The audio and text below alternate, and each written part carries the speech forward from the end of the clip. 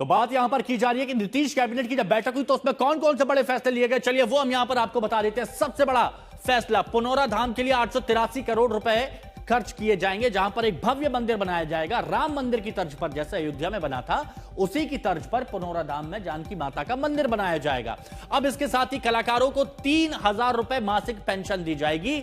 जो कलाकार हैं, जो अपनी कला को दिखाते हैं, उन कलाकारों के लिए 3000 मासिक पेंशन की तैयारी अब कर ली गई है। यह भी बड़ा फैसला माना जा रहा है। साथ ही किसानों के लिए नेचुरल फार्मिंग योजना के लिए 36 करोड़ 35 लाख रुपए यह मंजूरी दी गई है नीतीश सरकार की तरफ से।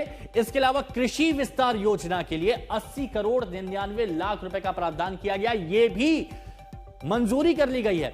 मुद्रा स्वास्थ्य योजना की बात करें तो इसके लिए 30 करोड़ 49 लाख रुपए का प्रावधान है और यह भी मंजूर कर लिए गए हैं राशि के लिए।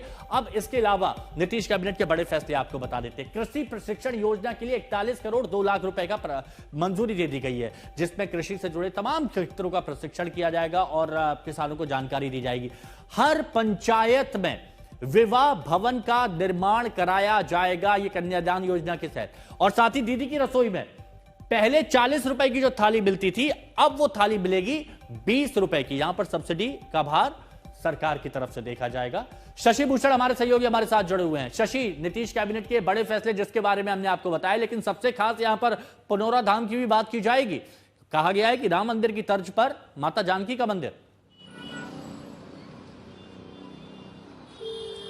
बिल्कुल, देखिए इसकी तैयारी बहुत पहले शुरू हो गई थी। आज जो महत्वपूर्ण फैसला हुआ है कैबिनेट के अंदर हिमांशु, उसमें सरकार ने पुनौरा धाम जो स्थल है, धार्मिक स्थल माता जानकी का जो पूरा मंदिर और बाकी पूरा परिसर बनाया जाना है, उसके समग्र विकास के लिए, मतलब उस पूरे एरिया के डेवलपमेंट के लिए सरकार जो है वो लगभग 883 करोड़ रुपए जो है सरकार ने सैंक्शन किए हैं। ये बहुत महत्वपूर्ण हो जाता है। और खुद मुख्यमंत्री नीतीश कुमार ने कैबिनेट के इस फैसले के बारे में जानकारी देते हुए सोशल मीडिया पोस्ट भी किया है। उन्होंने कहा है कि अगस्त महीने में जो कार्यारंभ है वो हो जाएगा, शिलान्यास हो जाएगा।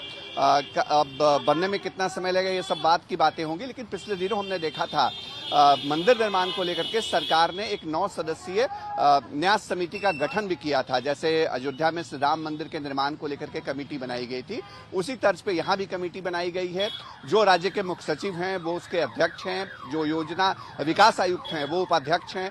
इसके अलावा पथ निर्माण विभाग और बाकी दूसरे डिपार्टमेंट्स के जो अपर सचिव होते हैं, जो हेड होते हैं, अधिकारी होते हैं, उनको रखा गया है।